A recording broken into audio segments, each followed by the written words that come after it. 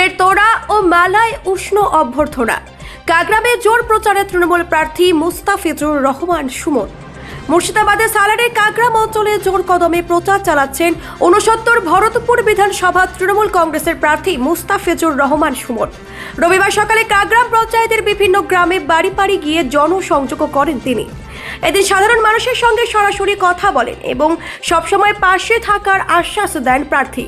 তার সঙ্গে কাঁধে কাঁধ মিলিয়ে প্রচারে অংশ নেন কাকরামের প্রধান ও স্থানীয় তৃণমূল নেতাকর্মী এবং অসংখ্য সমর্থক। প্রার্থীকে কাছে পেয়ে আবেগে ভেসে যান এলাকার বাসিন্দারা। বিভিন্ন গ্রামে তাকে ফুলের তোড়া ও মালা দিয়ে স্বাগত জানানো হয়। সাংবাদিকদের মুখোমুখি হয়ে মুস্তাফিজুর রহমান সুমন বলেন, আমি যেখানে যাচ্ছি মানুষের ব্যাপক সাড়া পাচ্ছি। সকলেই অপেক্ষা করছেন কবে 23শে এপ্রিল আসবে এবং কবে তারা মমতা বন্দ্যোপাধ্যায়ের উন্নয়নের পক্ষে ভোট দেবেন। তিনি আরও জানান, মানুষের যে কোনো প্রয়োজনে আমরা সবসময় পাশে থাকি। তাই নির্বাচনে ঘর থেকে ঘর, গ্রাম থেকে গ্রাম, বুথে বুথে আমরা প্রচার চালাচ্ছি। মানুষের মধ্যে ব্যাপক উৎসাহ উদ্দীপনা দেখা যাচ্ছে। আরও কি বললেন তৃণমূল প্রার্থী শোনাবো ডিএড নিউজ কলকাতা এর পর্দায়। আমরা ৬৯ নম্বর ভরতপুর বিধানসভায় যেদিনই যে অঞ্চলেই যাচ্ছি আপনারাও দেখতে পাচ্ছেন বা উপলব্ধি করতে পাচ্ছেন, এবং সর্বভারতীয় তৃণমূল কংগ্রেসের তথা আমাদের সর্বময় নেত্রী মমতা বন্দ্যোপাধ্যায় এবং সর্বময় নেতা আমাদের প্রিয় নেতা অভিষেক বন্দ্যোপাধ্যায়ের স্নেহধন্য প্রার্থী হিসাবে আমিও যেখানে যেখানে যাচ্ছি জনগণের একটা ব্যাপক সাড়া, ব্যাপক উত্তেজনা আমরা কিন্তু লক্ষ্য করতে পারছি যে তারা দিনক্ষণ গুনছে যে কবে 23শে এপ্রিল আসবে, কবে মমতা বন্দ্যোপাধ্যায়ের উন্নয়নে তারা ভোটটা দেবে। তাই সর্বত্রই ব্যাপক সাড়া। আমরা ঘরে বসে থাকলেও জিতে বসে আছি, কিন্তু ঘরে তো বসে থাকা যায় না, কারণ আমরা তো ঘরে বসে থাকার মানুষ নয়। আমরা নির্বাচন বাদেও ৩৬৫ দিনই যেহেতু মানুষের সঙ্গে থাকি, মানুষের আপদে বিপদে, এসআইআরে বলেন, যে কোনো প্রয়োজনে বলেন, সব সময় আমরা মানুষের পাশে থাকি। তাই এই নির্বাচনেও আমরা ডোর টু ডোর, গ্রাম টু গ্রাম, বুথ টু বুথ আমরা কিন্তু পরিক্রমা করে এই মানুষের একদম স্বতঃস্ফূর্ত উচ্ছ্বাস উদ্দীপনা আমরা কিন্তু দেখতে পাচ্ছি। প্রথমবার বিধানসভার ময়দানে লড়াই কতটা সহজ বা কঠিন মনে হচ্ছে?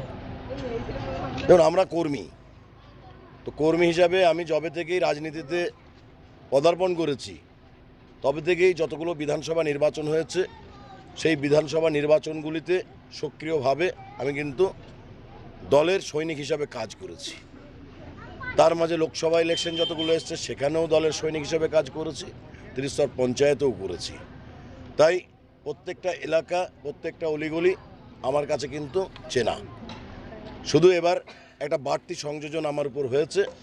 এতদিন ছিলাম দলের সৈনিক, আজও আছি দলের সৈনিক, সেই সঙ্গে সঙ্গে আমার নামের সঙ্গে দলের একটা সিম্বল যুক্ত হয়ে গিয়েছে, প্রার্থীপদ যুক্ত হয়েছে। তো এটাই আমার জন্য একটা বড় পাওনা। কালকে আমি আমার সর্বময় নেতা অভিষেক বন্দ্যোপাধ্যায়ের সামনেও কৃতজ্ঞতা জ্ঞাপন করে এসেছি যে আমাদের মতন গ্রাসরুটের কর্মীকে দল ভরসা করেছে, দল মনোনয়ন দিয়েছে, এবং সেই ভরসা যাতে অটুট রাখতে পারি সে ব্যাপারেও আমরা প্রতিশ্রুতিবদ্ধ এবং অঙ্গীকারবদ্ধ। আচ্ছা, আজ কাকগ্রামে প্রচারে এসে একটা অভিযোগ দেখলাম জনগণের মধ্যে যে বিগত দিনে যে বিধায়ক ছিল তাকে বিপদে আপদে বা কোনো দরকারে ফোনে পায়নি। তো সেক্ষেত্রে আপনি যদি বিধায়ক হিসাবে বিধায়ক হন, তো সেক্ষেত্রে কোনো কি হেল্পলাইন, বিধায়ক হেল্পলাইন কি চালু করবেন? নিজেকে যদি বিধায়ক ভেবে নেওয়া যায় তাহলে কিন্তু জনগণের কাজ করার ক্ষেত্রে অন্তরায় হয়ে দাঁড়াবে। তাই বিধায়ক হওয়ার পরও যদি নিজের মধ্যে সেই কর্মী সত্তাটাকে আমি ধরে রাখতে পারি তাহলে আজকেও যেভাবে মানুষের দ্বারে দ্বারে আমরা ভোট প্রার্থনা করে বেড়াচ্ছি, এবং আমি কথা দিয়ে যাচ্ছি প্রত্যেকটা গ্রামকে যে নির্বাচনী বৈতরণী পার করার পর 4ঠা মে আমরা ৬৯ নম্বর ভরতপুর বিধানসভায় বিপুল মার্জিনে জয়যুক্ত হওয়ার পর আজকে যেভাবে আমাদেরকে আসতে দেখছেন, ঠিক ভোটে জেতার পরও প্রত্যেকটা গ্রামে, প্রত্যেকটা বুথে এইভাবেই মানুষকে কৃতজ্ঞতা জানিয়ে যাব যে তারা ৬৯ নম্বর ভরতপুর বিধানসভায় মমতা বন্দ্যোপাধ্যায় এবং অভিষেক বন্দ্যোপাধ্যায়ের মনোনীত প্রার্থীকে জয়যুক্ত করেছেন। সেই কৃতজ্ঞতা স্বরূপ তাদেরকে যেমন জানান দিয়ে যাব, সেই সঙ্গে সঙ্গে 5 বছর তাদের সঙ্গে নিবিড়ভাবে সম্পৃক্ত হয়ে, তাদের সঙ্গে নিবিড়ভাবে যোগাযোগ রেখে, তাদের আপদ বিপদ সব কিছুকে মাথায় রেখে আমরা চলব। আগের বিধায়ক কী করেছেন সেটা আমার বিবেচনার বিষয় নয়। আমি কি করতে পারি না পারি সেটা আমার বিচার্য বিষয়। তাই আগামী দিনে বিগত দিনে যারা আমাদের সাথে গ্রাসরুটে কাজ করে তারা জানে যে আমাদেরকে 24 ঘন্টাই ফোনে পাই।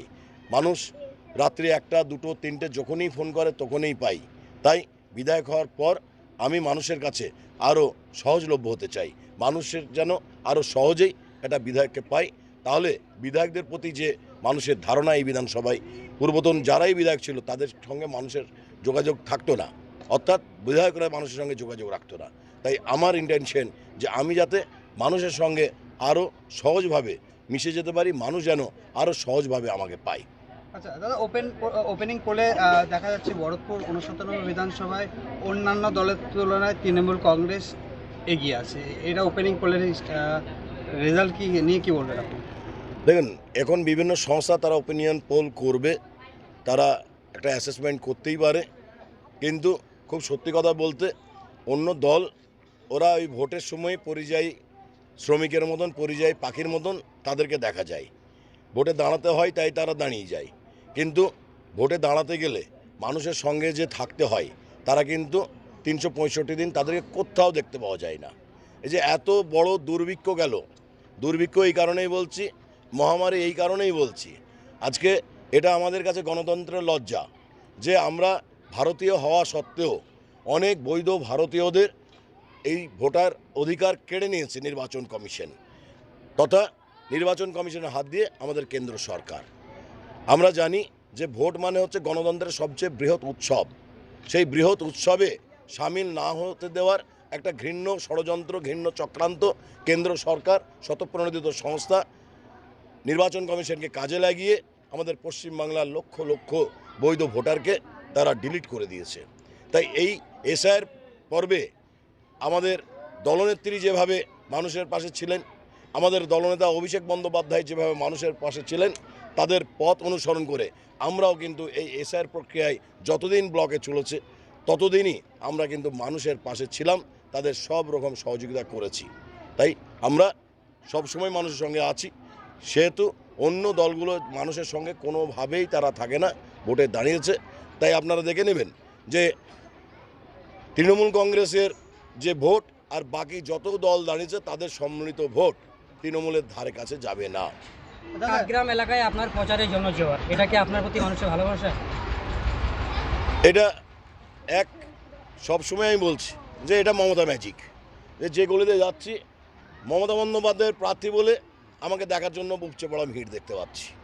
তাই এটা প্রাথমিকভাবে মমতা ম্যাজিক, আর দ্বিতীয়ত তারা যারা আমাকে আজকে দেখছে তাদেরও যেন সেই বিশ্বাস, আস্থা, ভরসা আমি আগামী দিনে ধরে রাখতে পারি।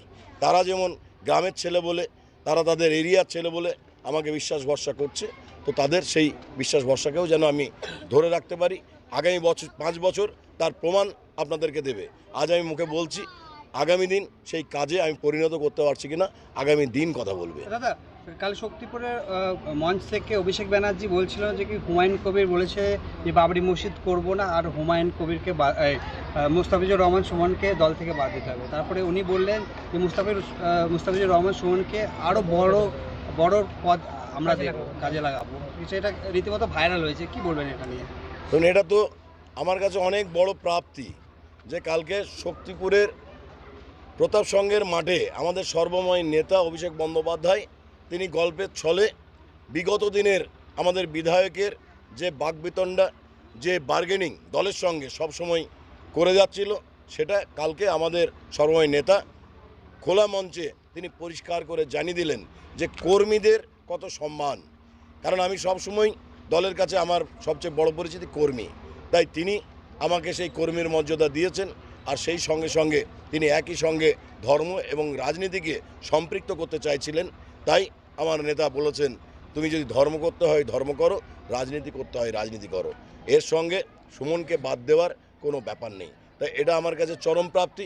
কাল আমার সর্বময় নেতা, আমার প্রাণপ্রিয় নেতা, তিনি যে কথা বলে দিয়েছেন, এই কথাতেই আমার অর্ধেক বিধানসভার ভোট বেড়ে গিয়েছে। তাই আমি একদম নিশ্চিত যে আগামী বিধানসভায় আমার নেতা যে সার্টিফিকেট কালকে দিয়ে গিয়েছেন, সেই সার্টিফিকেটই আমার আগামী দিন আমার জয়ের পথটাকে প্রশস্ত তিনি করে দিয়েছেন।